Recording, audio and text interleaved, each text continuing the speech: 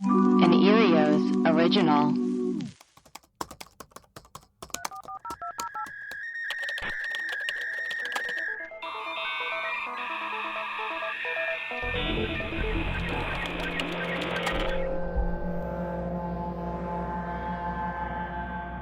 Hello and welcome to Web Crawlers, the podcast where we do a deep dive into some of our favorite mysteries. Each week we will introduce our topic, lay out our research and findings, reveal some conspiracy theories, and conclude with our own hypothesis.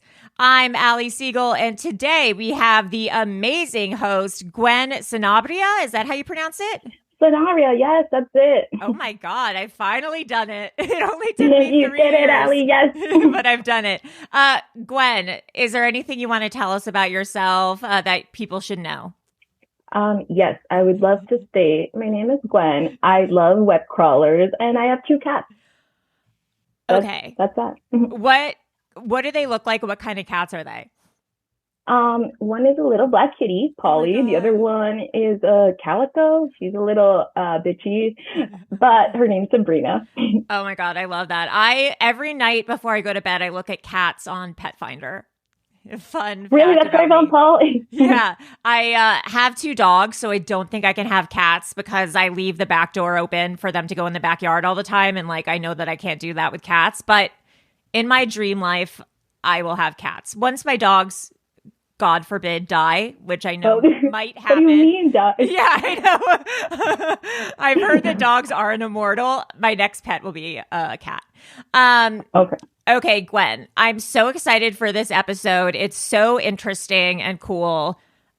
I am handing over the reins to your very capable hands. As I say, let's get into it.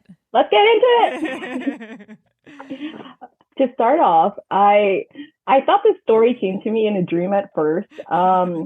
I was like, oh my God, what am I dreaming of? What is this premonition? Oh my God, but it turns out I was just falling asleep to a lot of true crime, and I was half asleep when this was playing on. So after months and months of soul searching and also researching, I finally found it. That's so funny. You're like, oh my God, I'm psychic. What's going to happen in the future? What do I need to stop?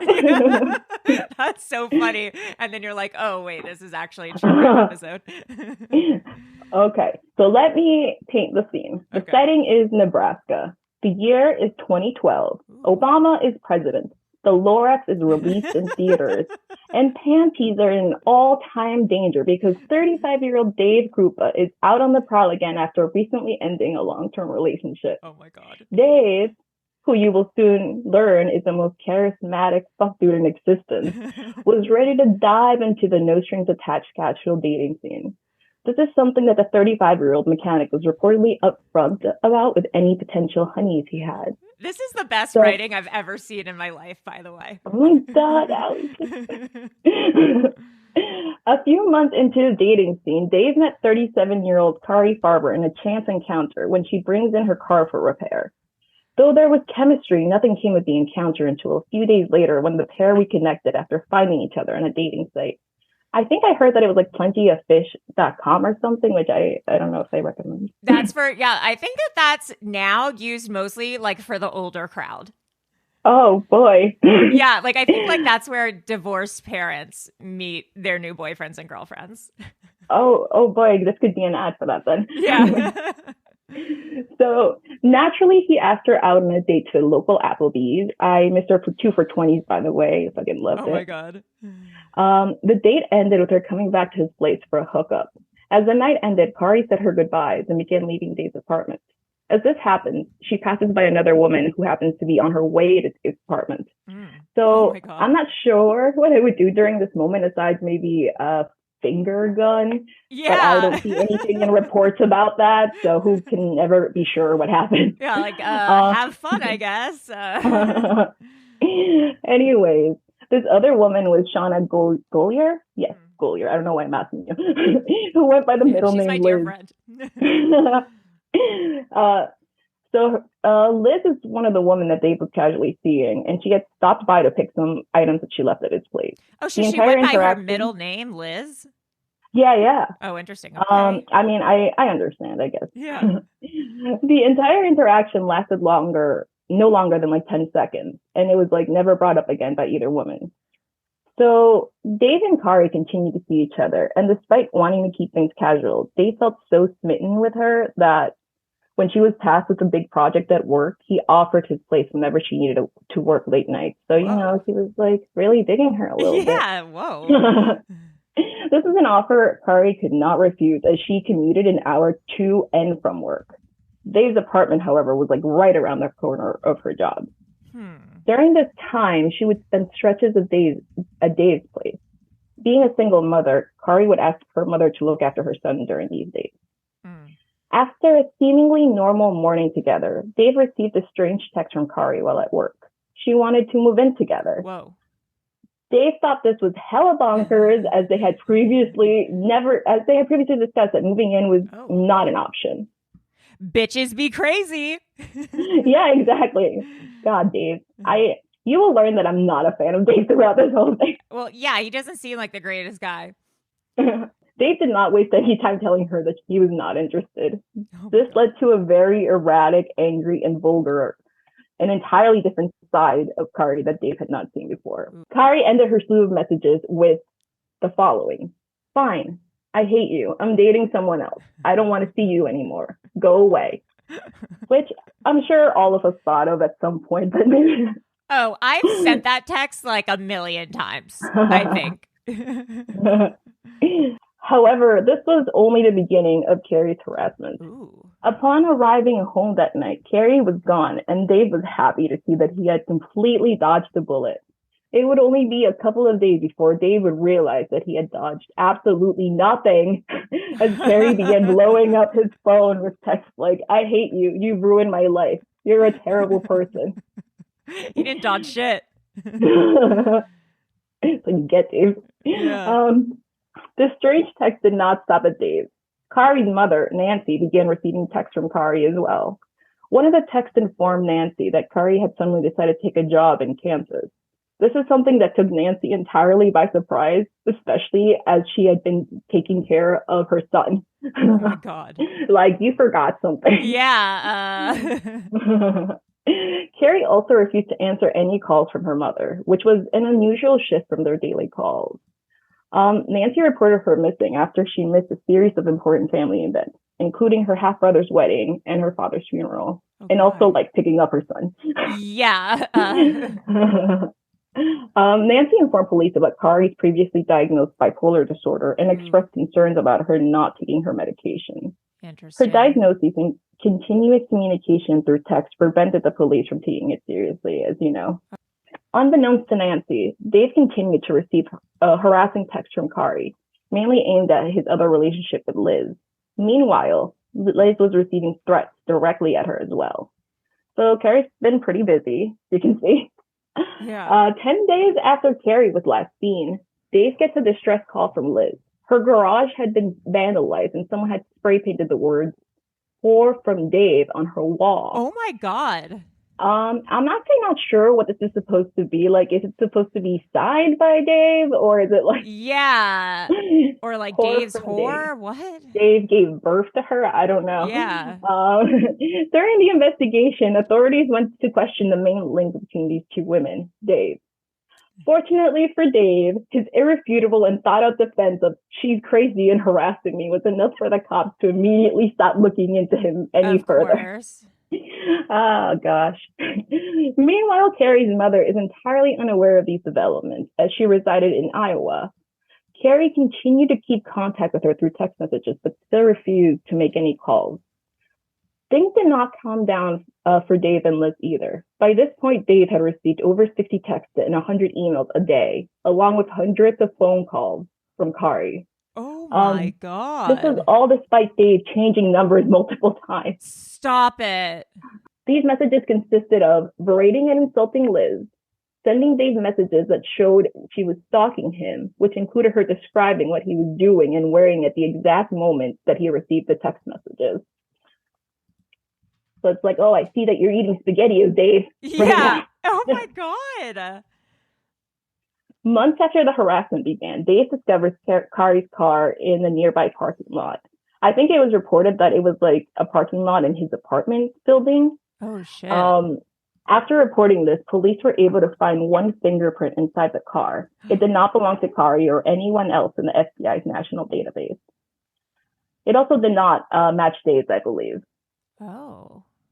5 months after Cari disappeared, her mother Nancy received a phone call telling her that Cari is in a homeless shelter and is requesting to be picked up. To Nancy's dismay, this ultimately ends up being a false lead. This is so awful. Oh, God. That's like, false leads are so horrible. What is the point? Yeah, it's some extra attention. So, especially to the mother. Oh. Yeah. Oh, God. Around this time, Cari's friend received a message stating that she made a mistake and is ready to go home. However, Cari never provided a location and ultimately stopped communicating with that friend. So it's just a bunch of people that care about her getting tossed around, I guess. Yeah. Losing hope, Cari's son sent a message to her on Facebook, to which she immediately replied. He then asked her the following 3 questions. What is his middle name? What is their first boxer's name? And who was his best friend as a child? What do you mean, what is their first boxer's name? The pet dog boxer. Oh, okay. I was like, are they in like an underground boxing ring? Yeah. Everyone has a family boxer. She never responded. Instead, she proceeded to make a Facebook post stating that she had answered enough questions and that she wasn't missing, but simply did not want to come home. Dave and Liz's harassment escalated, both receiving thousands of texts and emails. Oh my God. This mutual trauma had an unexpected result. It began to bring them closer together. As time went by, Dave started to become apathetic to the harassment, and both him and Liz began making light of the threat, going as far as addressing Cari as Crazy Cari. Oh God. I don't know if I would be this lighthearted about this shit. No, like this missing woman? Jeez. Yeah. Yeah, so side note, can I just say that Dave is the least charismatic person I have ever seen in all my life? So for him to become apathetic is just unreal to me. You need to watch that. Anyone who's listening to this needs to watch interviews of Dave and they will know what I mean. Oh, really? Okay, wait. I'm looking at your doc. Did we say his last name? Okay, Dave Krupa. I just like want to Google image him just so I can imagine what he looks like. Okay, sorry, continue. Anyways, some of Crazy Cari's antics included sending Dave text messages saying she had Liz and that she would kill her if he did not call Liz to tell her that she is a whore, and also making an obituary for Liz. Oh my God. So, Dave really did not seem bothered by this at all, even when Cari included a photo of a woman tied up and blindfolded. What the fuck, Dave? What? Oh my God. 9 months after Cari was last seen, Dave received a frantic call from Liz saying that her house was burning down. What? Her children were not present during this tragedy. However, their family pets all perished in the fire. This included 2 dogs, a cat, and a snake. Oh my God. Okay, if this turns out to be Cari doing this stuff, like I am not a fan of Cari. I don't like anyone in this story. Yeah. Oh my God. Especially Dave. Upon investigation, police concluded that the fire was intentionally set. Naturally, Liz named Cari as the number 1 suspect. Holy shit. The fire was not the end for Cari. 2 months later, Dave's job was vandalized with the words, "Dave beats women." Oh my God. Funny enough, Dave says that this is the moment that he started to trip out and began getting paranoid. It wasn't not the fire ablaze. Yeah, the fire that killed all of the pets. Like what? Or getting photos of a woman tied up. Apparently, yeah. No. This is Dave's raging right here. Yeah. So this is when he reportedly tripped out, began getting paranoid, and bought a gun. Somehow Liz's apartment being set ablaze with her beloved pets was not enough, as we said. Well, it wasn't even enough for him to stumble.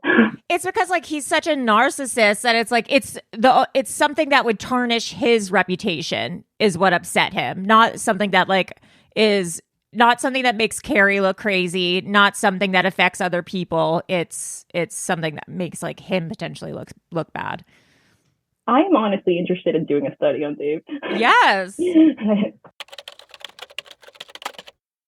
Webcrawlers has a Patreon. To get access to bonus episodes, shoutouts, merchandise discounts, and more, please go to patreon.com/webcrawlers.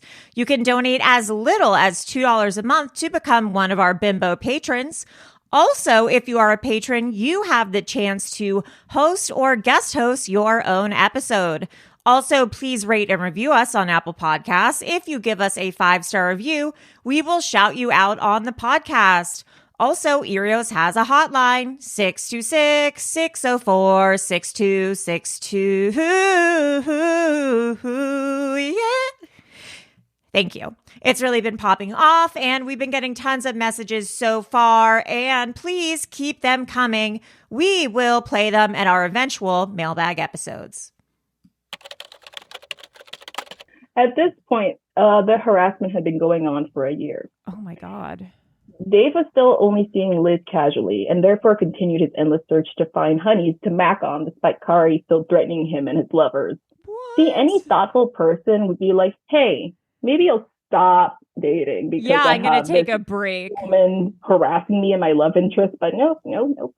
I take a break when like a guy doesn't text me back. Exactly. You need to just, take a break sometimes. But no, Dave is just like being Dave. His perseverance to disregard the safety of these unsuspecting women just so he could nut is honestly astounding. You honestly have such a way with words. I'm not going to lie. Thank you, Al. On one instance, upon adding one of these women to his Facebook, she received threats to herself and her kids. They hadn't even met yet. He just added her and she immediately received a threat. Imagine being her kid. Yeah. Another instance involves Dave's old high school friend. As they were talking, he received a text from Cari informing him that she sees him in there with that whore. This was the moment that Dave decided to be a gentleman and informed his old high school friend of his crazy ex-girlfriend. Dave needs to do better. Yeah, seriously, Jesus Christ. Dave's ex-girlfriend and mother of his kids, Amy, also began receiving threats from Cari. The case eventually became cold and police stopped looking into it. In 2015, 2.5 years after Cari was last seen, different detectives discussed the case and became heavily interested enough to request her files. They soon began seeing the following inconsistencies. 1, Cari's checking account did not have any activities. 2, her text messages did not look like they were written by Cari, as they were filled with a bunch of spelling and grammatical errors. And 3, her life is going pretty great, never better. I think a good tell for me would be if my text messages were not full of grammatical errors. Yeah. Unbelievably, they did not think that Cari being bipolar had anything to do with her being missing. That's shocking, right? My God. This all led to them ultimately concluding that she was not alive. So who was sending these threats? The investigation was officially reopened. Huh. By this point, Cari had sent Dave over 15,000 emails over the span of 3 years. What? Digital experts joined the team, which is like, finally, right? Like, Yeah. Why weren't the digital experts there before? Right. Jesus. During the early stages of their initial investigation, Liz handed over her phone to detectives and allowed them to download her files for them to go into the threatening emails that she received from Cari. This is the very beginning. So they went back to those files again, and they found some alarming things. 1, photos of Cari's Ford Explorer. The metadata shows that it was taken a month before police ever found it. Oh, shit. 2, 6 calls made to Cari's residences using the good old *67 method to disguise her number. This was odd, considering that Liz claimed that the only interaction that they ever had was passing each other during that one interaction at Dave's apartment. Oh, shit. And 3, the photo of the bound woman that Dave received was found on Liz's phone, and metadata showed that it was taken with her phone. Shut Dun, the dun, fuck dun. up. Investigators were now going over the investigation with a new suspect in mind. Detectives reached out to Nancy to update her on the ongoing investigation. They asked if she could think of anything that would be helpful, and her mother immediately thought of one very specific memory. Right after Cari disappeared, Nancy got a text from Cari's phone saying that she sold all the furniture from her home and requested she help the buyer get it into her home and assist with removing the furniture. Why would anyone ask their mother to move furniture first of all? Yeah, what? Anyways, the text included a photo of a check that the buyer wrote for Cari. It was signed by Shauna Gollier, aka Liz Gollier. Ooh. So yes, for those of you who guessed it early on, Liz was impersonating Cari this entire time. That is insane. This is crazy. The fingerprint left in Cari's car was compared to Liz's, and it was a match. Where is Cari? Upon informing Dave of their suspicions, he did not believe it because, Dave is just doing Dave. Yes. In December of 2015, Liz walked into the county sheriff's office to file a harassment complaint. Pretending to not have any idea of the case, lead investigators went into her home to interview her. Liz claimed that she came to a sudden realization that Cari was not really the one stalking and harassing her. It made more sense that it was Amy, Dave's ex-girlfriend and mother of his children. Oh my God. She's like, on second thought, guys, maybe it wasn't her. Investigators requested to download her phone's data once again, saying that they needed to go and extract the threatening messages Amy had sent Liz. Liz, completely unaware that they could go through her entire phone and even deleted files, agreed. Detectives were aroused with excitement. They didn't say these words exactly, but I know that the detectives had to be aroused with excitement over this development. Oh, seriously? During the investigation, Dave's gun, which he bought for protection from Cari, had gone missing. What? Can't do one thing right, Dave. 6 days after the gun went missing, an urgent call came to the police to report a shooting. Liz had been shot in the leg. The assailant was reported to be a female who referenced Dave right before she made Liz get on the ground to shoot her. Initially, Liz said that she did not see who shot her, but shortly after claimed that she remembered that it was Amy that shot her. Oh my God. Dave finally began to believe the detectives. The investigation led to the following discoveries. 1, Liz signed up for 20 to 30 email addresses with variations of Cari's name, and they could all be directly traced back to Liz. This is something you would do when you're 15 or something? Yes, when you're just, this is fucking crazy. For a day. Yes, oh my God. Number 2, Liz used an app that delayed the messages, which she set so that she and Dave would receive messages at the exact same time that they were together. This takes so much effort. I know. It was, number 3, it was estimated that this whole thing must have taken Cari or Liz, actually, about 40 to 50 hours a week to do a full-time job of stalking and making it seem like she was being stalked and harassed. She could have been a PI or something. Why? Use this for good. Girl, exactly. Break up with him and do something with your life. Yeah, I don't know, literally anything else but this. Oh my God. She was brought in for an interview 2 weeks after she was shot. She was told that Cari's remains had been found and was asked if she knew anyone who would hurt her. As expected, she shifts the blame onto Amy. Oh my God. Detectives telling Liz that they believe Amy killed Cari requested Liz's help to build a case against Amy. Detectives asked Liz to inform them anytime she got any messages from Amy. Days later, Liz happily complied and provided them a very, very convenient email that she received from Amy stating, "I shot you, Liz, to make sure Dave would stay away from you. I got rid of the gun." Oh my God. How lucky. Police said that this was not enough, but they needed more details before they could do anything. Shortly thereafter, she forwards detectives a new email from Amy giving vivid details about how and why she killed Cari. It's like, "This is Amy. I swear, I promise," at gmail.com. Detectives escalated things by using Liz's jealousy against her. They asked Dave and Amy to move in together. Shortly after, Liz called detectives bawling about the unfairness of Amy still not being arrested. Oh my God. Detectives said that they need more information, to which she complied by forwarding them an email from Amy saying, I really did kill Cari. I did it in her car. Like, they could check like the metadata of these emails and be like, this isn't from Amy, right? Right. So I think they were just trying to trick her so they can get details. So yes, like that she wouldn't give otherwise. Yeah.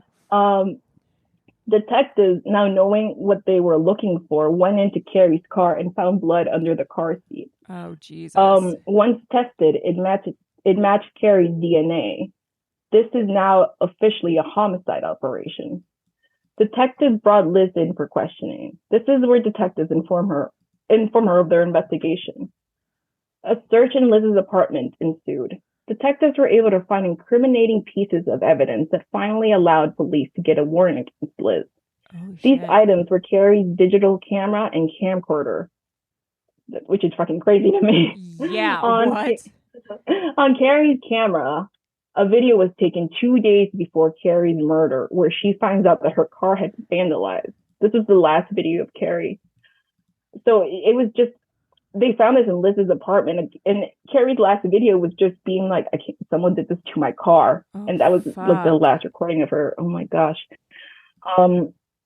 Unfortunately, there were still giant hurdles for detectives. No body, no murder weapon, no absolute proof she died. Shit. Prosecutors wanted to waive the trial due to this. A few months before trial, Dave finally becomes helpful when he recalls a tablet he had in storage. It contained an SD card that Liz had given to him, which she was using around the time of the murder. It seemed blank, but detectives were able to retrieve thousands of deleted images. Oh, no. Upon these images, there was one that absolutely shocked detectives. It was a human foot. Oh, fuck. A decomposed human foot with a tattoo. The tattoo was a Chinese symbol for mother, the same tattoo that Cari had on her foot. Oh, God. So fast forward to the trial. Liz was reported to have remained unfazed throughout the testimonies. And Liz Golier was ultimately found guilty of first-degree murder. She was sentenced to life in prison. And my personal favorite hits from the trial would include prosecutors trying to make the case that Dave was so mediocre that he could not possibly be the motive for murder. Here's a direct quote. This guy's a nice guy, but he's not worth a murder. Oh my God, that's so funny. Like, that's like the biggest diss. Like, hey, I wouldn't murder anyone about it. I would have been like, damn. Yeah, fuck. Yeah, and a fun fact is that Leslie Rule wrote a book on this case. She is the daughter of Anne Rule, author of The Stranger Besides Me, about Ted Bundy. Oh my God. Oh, that's anyone cool. Wants to read it. This should be a movie. This feels like a Hallmark movie. Yeah, imagine how crazy it was in my dreams. I know. Oh my God. Like, this would have been the most like interesting dream of all time. Wow. But this is crazy. I can't believe I have not seen enough or more podcast episodes about it, but I'm like, I need to be the change I want to see in the world. Yes, that's like, yes, be the change you want to see in the world is literally about the story of Dave Krupa, bringing it to everyone's attention. Wow, Gwen, this is one of my favorite stories yet, and you had me hooked at the year's 2012. The Lorax is released in theaters. One of the best introductions we've had so far. Gwen, if people want to reach or see you anywhere, or are you in the Discord? Do you want to release any of that information to the public? I will be joining the Discord soon, and you can see me in this episode. I will be on there as soon as possible now, Allie, now that I've been officially invited by you. Yes, you have to join the Discord. And also, if you guys know anything about this trial, if you know any of these people, if you have any crazy stalking stories, hopefully you don't. If you've been catfished, anything like that, please email or call in. We would love to know about it. Anyways, thank you, Gwen, for coming on, and keep listening, even though Melissa isn't here, to Web Crawlers.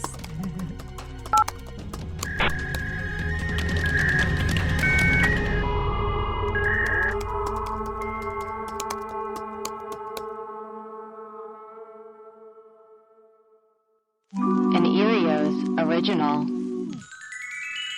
Powered by Acast.